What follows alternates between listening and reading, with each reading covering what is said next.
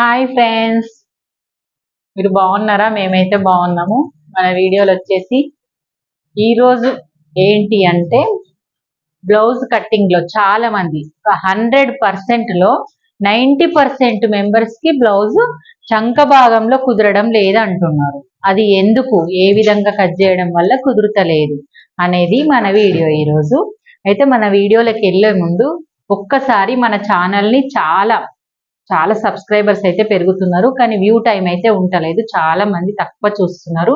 అలా కాకుండా మంచిగా చూడండి ఫ్రెండ్స్, మీరు సపోర్ట్ చేయాలి. కొత్త వాళ్ళు ఎవరైనా మన ఛానల్ని చూసే వాళ్ళైతే కంపల్సరీ సబ్స్క్రైబ్ చేసుకోండి.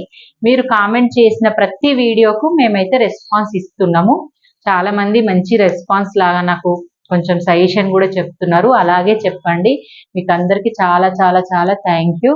కానీ పాత వాళ్ళు ఎప్పుడు చేసేవాళ్ళు మాత్రం తగ్గిపోయిండ్రు, ఎందుకో ఏమో మరి. వాళ్ళు చెయ్యాలి కంపల్సరీ. నాకు కంపల్సరీ కామెంట్ చేస్తేనే నాకు అర్థమవుతుంది వాళ్ళు నా ఛానల్ చూస్తున్నారు, ఫాలో అవుతున్నారని.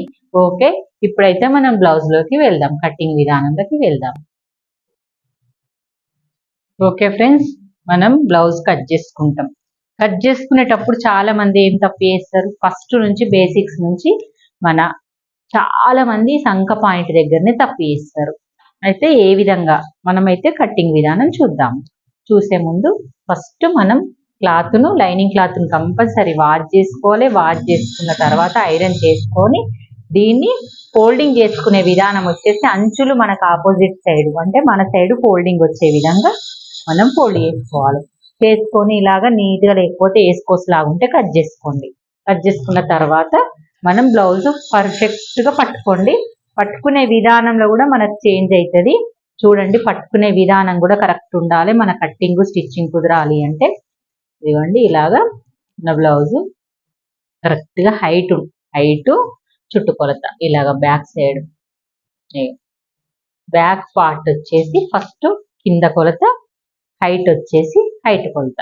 ఇలాగా హైట్ పట్టుకోండి. ఫస్ట్ పాయింట్ వచ్చేసి హైట్, డాట్ సైడ్ నుంచి షోల్డర్ వరకు ఇలా హైట్ పట్టుకోండి. ఇదిగోండి, ఇలా ఇక్కడ కుట్టుకు వదిలేయండి. ఇక్కడ ఒక లైన్, ఇక్కడ ఒక లైన్ వేసుకోండి. వేసుకున్నామా? సెకండ్ పాయింట్ వచ్చేసి చుట్టుకొలత. ఫస్ట్ పాయింట్ అయిపోయింది, సెకండ్ పాయింట్ చుట్టుకొలత. ఈ చుట్టుకొలత విధానం అనేది మనకు అవి కనబడకుండా లోపలికి పెట్టినా సరే, కనబడ్డా సరే, మనం ఈ డాట్లకి ఒక 1 ఇంచ్ వదులుకొని ఇలాగ మార్క్ చేసుకోండి. ఇక్కడ 1 ఇంచ్ ఇక్కడ సైడ్ వదులుకోండి అనుకొని ఇలా మార్క్ చేసి మళ్ళీ 2 ఇంచెస్ స్టిచ్చింగ్స్కి, కుట్లకి లోపల ఈ కుట్లు ఉంటాయి కదా, ఈ కుట్లకి ఎక్స్ట్రా పెట్టుకోండి. ఓకే, ఈ సెకండ్ పాయింట్ అయిపోయింది. థర్డ్ పాయింట్ వచ్చేసి నెక్, కింది నుంచి నెక్. ఇగో కింది నుంచి నెక్. మన ఛానల్లో నేను నోట్స్ కూడా ఇచ్చాను, క్లాస్ వైజ్గా వచ్చినాయి నోట్స్. ప్రతి బ్లౌజ్ కానీ ప్రతి పార్ట్కు నోట్స్ చేసి మీకు చూపించాను. నోట్స్ వీడియోలు కూడా చూడండి కొత్తగా చూసేవాళ్ళు.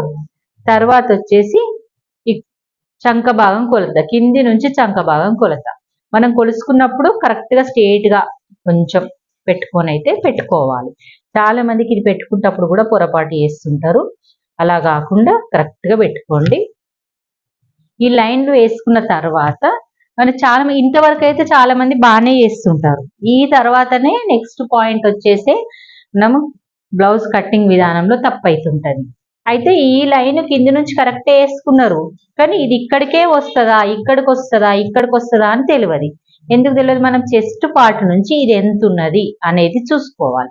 చెస్ట్ పాయింట్ కొలవాలంటే ఏం చేస్తాం? ముందు భాగం కొలుసుకుంటాం. వెనక భాగం ఎందుకు కొలుసుకోము?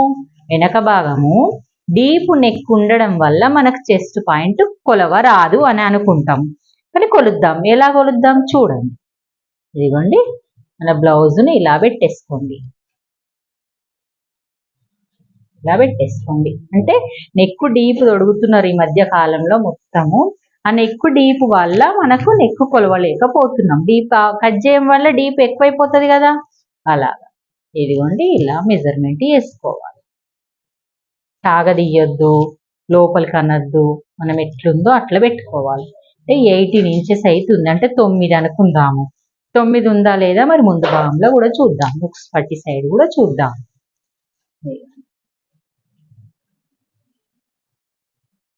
ఎగ్జాక్ట్ 9 ఉంది.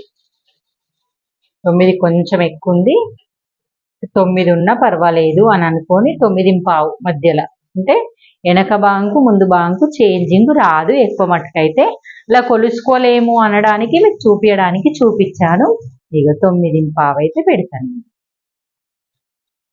ఇక్కడికి చెస్ట్ పాయింట్ అన్నట్టు.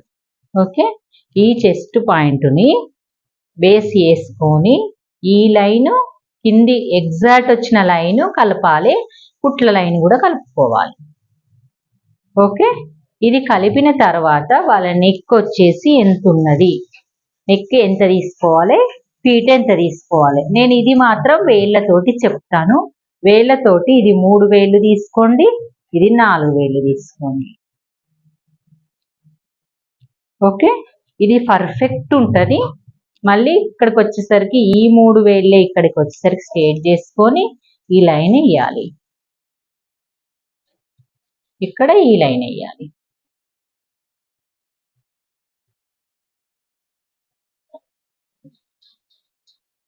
వేసుకొని ఇక్కడ దీన్ని చంక పార్ట్ కలుపుకోవాలి.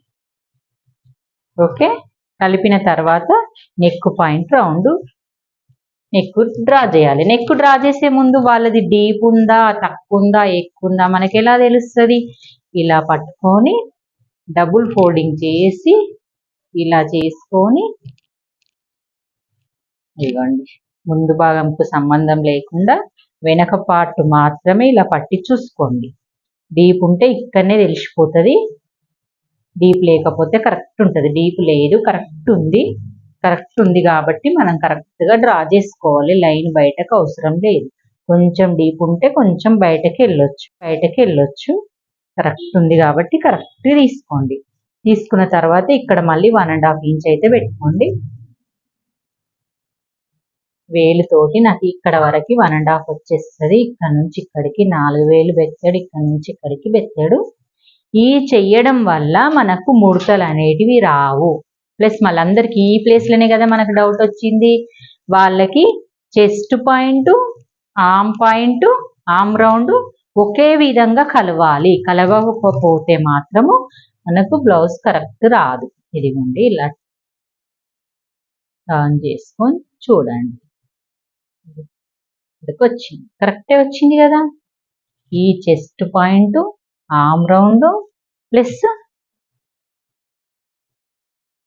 చంక భాగం కరెక్ట్. ఈ చెస్ట్ ఇక్కడ నుంచి ఇక్కడికి చెస్ట్ పాయింట్ అంటాం, ఇది ఆర్మ్ రౌండ్. ఒక్కలాగా రాకపోతే బ్లౌజ్ కుదరదు. ఇది కుదరకపోతే మనకి బ్యాక్ పార్ట్ అనేది ఇక్కడ ముడతలు వస్తుంది. చాలా మందికి చెప్పాను కదా, 100%లో 90% మెంబర్స్కి ఈ ప్లేస్లోనే తప్పు చేస్తారు. ఆ తప్పు ఎందుకు అవుతుంది? కొంతమంది కింద ఇది ఎక్కువ వచ్చింది, ఎక్కువ వచ్చినప్పుడు ఈ సంఖ భాగం ఎక్కువ వచ్చింది అనుకోండి. ఎక్కువ వచ్చినప్పుడు ఏం చేయాలి? మళ్ళీ నేను వేరే మార్కర్ తోటి చూపిస్తా. ఇక్కడ ఒక లైన్ వేసుకొని ఈ సంఖ భాగాన్ని ఇలా పెంచి ఇలా కట్ చేయాలి. ఇలా కట్ చేయడం వల్ల మన సంఖ రౌండ్ అనేది తగ్గడం వల్ల మనకి ఈ చెస్ట్ పాయింట్ దగ్గరికి కలుస్తుంది. ఓకే ఫ్రెండ్స్, ఈ 2 మార్చుకుంటే మన బ్లౌజ్ విధానంలో 100% గ్యారంటీ. మీకు ఈ పార్ట్ మార్చుకున్నట్ల ఏ సైజ్ బాగుంది? సైజ్ చెప్పాలి, సైజ్ కూడా చెప్పాలి. ప్రతి ప్లేస్ కు సైజ్ కావాలి. అది మనము రాసేటప్పుడు thumbnail పెట్టట్లేదు, మేము పెట్టాలి. 30 ఇంచెస్ సైజ్.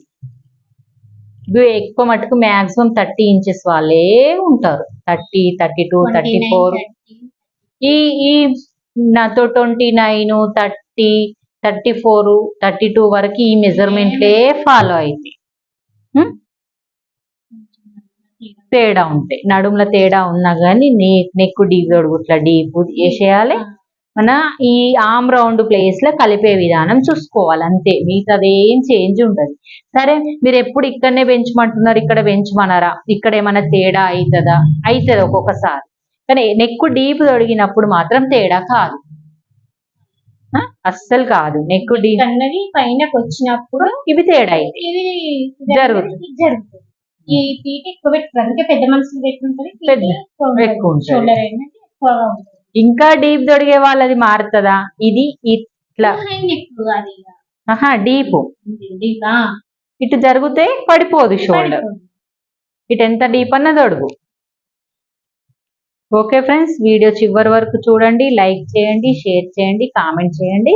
ఇది చుట్టూ, ఇది first point, second point, third point, fourth point, ఇలా పాయింట్ వైజ్ గా పెట్టుకొని ట్రై చేయండి. ఫిఫ్త్ పాయింట్, ఇది సిక్స్త్ పాయింట్. ఎంత ఈజీగా అంటే అంత ఈజీగా వచ్చేస్తాయి, కరెక్ట్ గా వచ్చేస్తుంది మీకు బ్లౌజ్ పర్ఫెక్ట్ విధానం అయితే. ఓకే, బాయ్ మరి.